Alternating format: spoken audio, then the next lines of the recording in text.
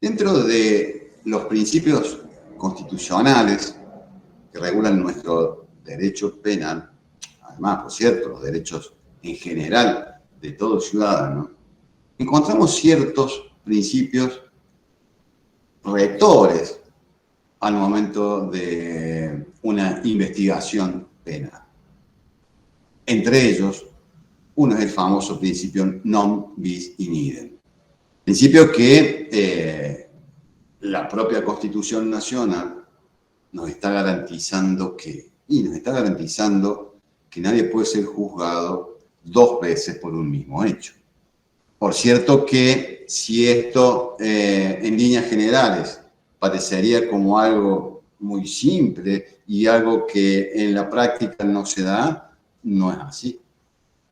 Muchas veces sucede que existen investigaciones penales en las cuales los operadores judiciales encargados de la investigación lo hacen sobre la base de una circunstancia fáctica similar. Muchas veces en el análisis jurisprudencial no logramos efectivamente determinar qué pasó en esa investigación.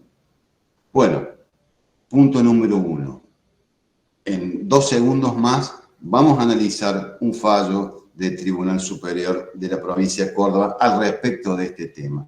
Otra cuestión que me interesaría abordar es la comisión por omisión. Bueno, tema que también ha traído ríos de tinta en la doctrina jurídico-penal tradicional. Porque bien, todos sabemos, la acción es la exteriorización de un acto, de un sujeto, en un hecho que configure un tipo penal. Pero ¿y cómo puede ser esa acción? Y esa acción puede ser como un acto o puede ser como una omisión. Ah, interesante. Interesante a veces para poder precisar efectivamente si una conducta realizada por un sujeto puede quedar atrapada en esta omisión. Y a efectos de analizar este tema, voy a traer a colación un fallo de nuestro también Tribunal Superior de Justicia, en el cual confirmó una sentencia de la Cámara Criminal y Correccional de la ciudad de Río Cuarto, provincia de Córdoba.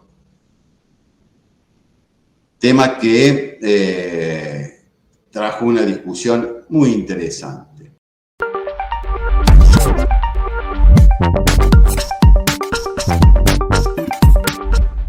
Cuando decíamos, efectivamente, no se puede juzgar a una persona por dos hechos similares.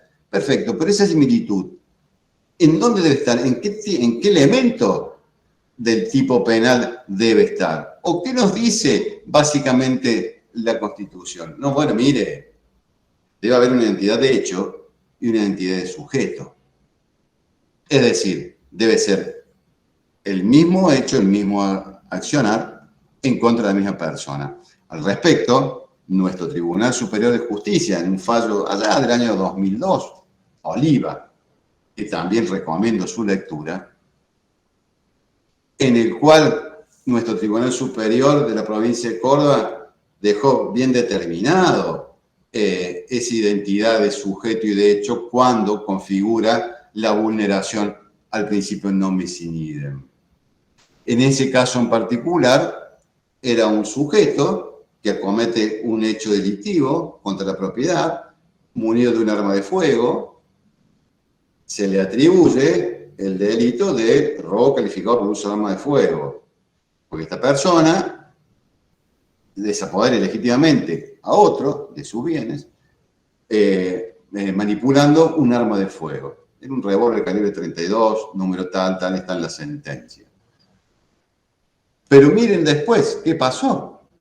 El fiscal instructor, porque en el proceso penal de la provincia de Córdoba, sistema netamente acusatorio en el cual el fiscal de instrucción es quien investiga, Cuando hace la intimación del hecho, o sea, cuando le hace la atribución delictiva a este sujeto, atribuye como dos hechos distintos y dice, mire, usted, sí, se apoderó legítimamente usando un arma de fuego de tal cosa, robo calificado por el uso de armas, pero también después a renglón seguido relata un hecho distinto en el cual dice, fulano de tal, portaba un arma de fuego en forma ilegítima.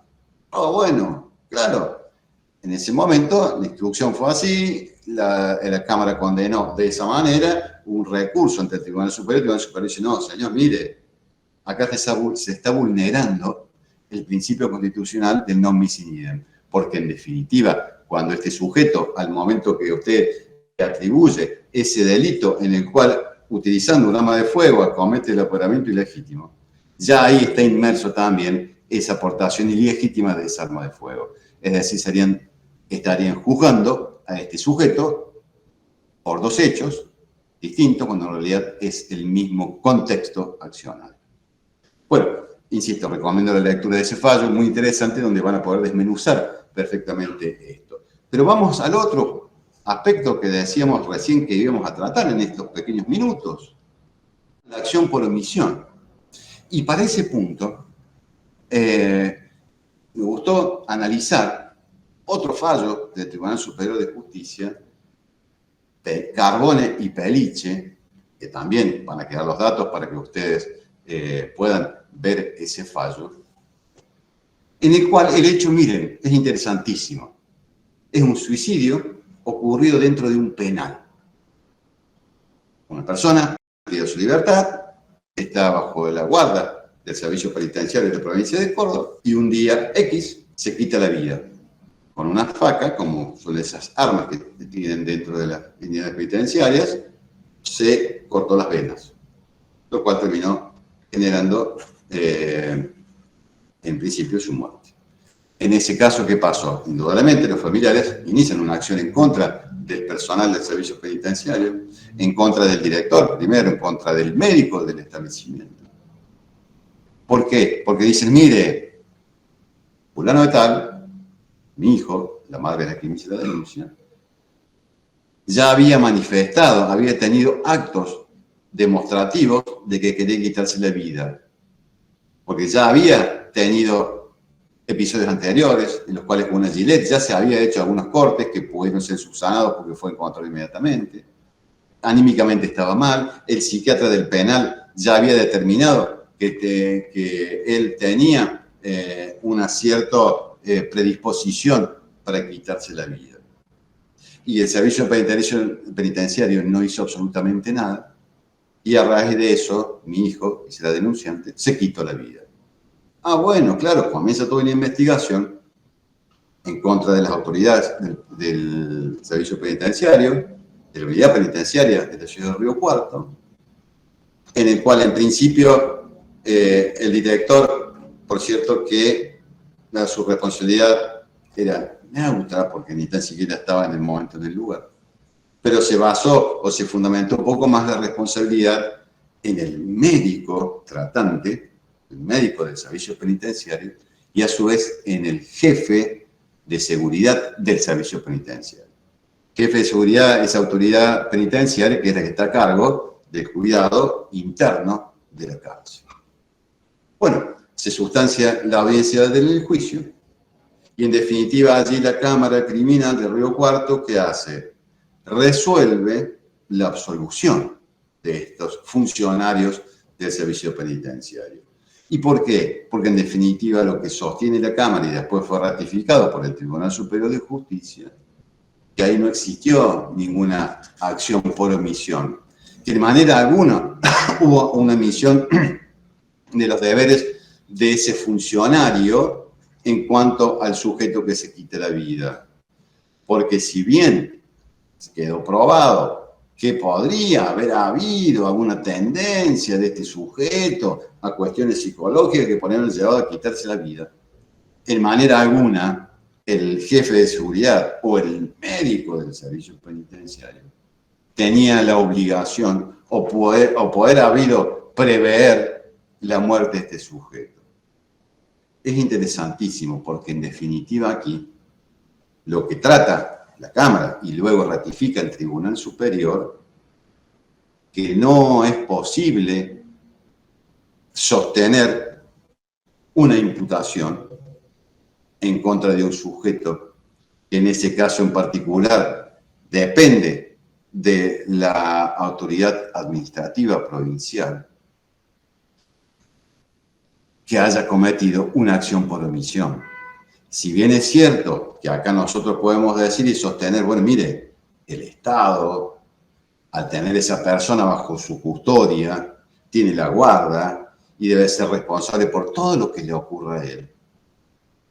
Cuestión que viene de los tratados internacionales también, ¿no? Porque acá siempre estamos viendo nosotros que a partir de esta famosa reforma del 94 de la Constitución, debemos manejarnos con este derecho convencional. Si es real que la persona privada de su libertad, interna en un establecimiento penitenciario, está bajo la guarda directa del Estado, en este caso provincial. Pero en manera alguna, eso puede responsabilizar al sujeto en particular, o sea, a ese médico en particular. Cuestión que, más allá de posibles responsabilidades de la órbita del derecho privado que exista del Estado, en ese caso en particular, hubo además de esta investigación penal, un juicio en el fuero civil. Un juicio en el cual plantearon, en definitiva, toda esta cuestión del derecho y la obligación existente del Estado, pero ya no del médico o el jefe de seguridad, sino hablando del Estado provincial de Córdoba, en cuanto al cuidado de ese sujeto bajo su guarda. Entonces, miren, ¿no? Como acá también tenemos que siempre entender y reforzar estos conceptos en cuanto a que la responsabilidad desde el ámbito del derecho privado no es la misma del ámbito del derecho público. Porque miren, en este caso en particular que yo les estoy planteando ahora, se da efectivamente esta situación en la cual la provincia fue condenada en cuanto a su responsabilidad civil por la falta de cuidado de ese interno. Pero en el derecho público, o sea, en el derecho penal, ¿qué dijo los operadores? No, mire, acá no hay responsabilidad de ese señor sujeto del Estado en ese momento, médico, director del área médica del establecimiento y del jefe de seguridad. O sea, acá no existió una comisión por omisión. Entonces, ese es el punto central, ¿no?, de esto. Y lo que trata este fallo Carbone y Pelice del 13J. Miren, la comisión por omisión no es en todos los casos en los cuales un sujeto que tiene a cargo a alguien, como en este caso, de la cárcel, puede haber omitido su acción.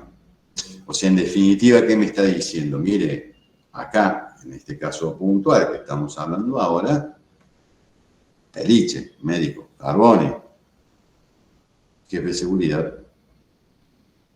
no tuvieron ninguna responsabilidad sobre el resultado de muerte de ese interno en el establecimiento. Insisto, el fuero civil, hubo un juicio, lo ganaron y la provincia fue condenada al pago de un resarcimiento económico por el fallecimiento de ese interno, pero no desde el punto de vista penal.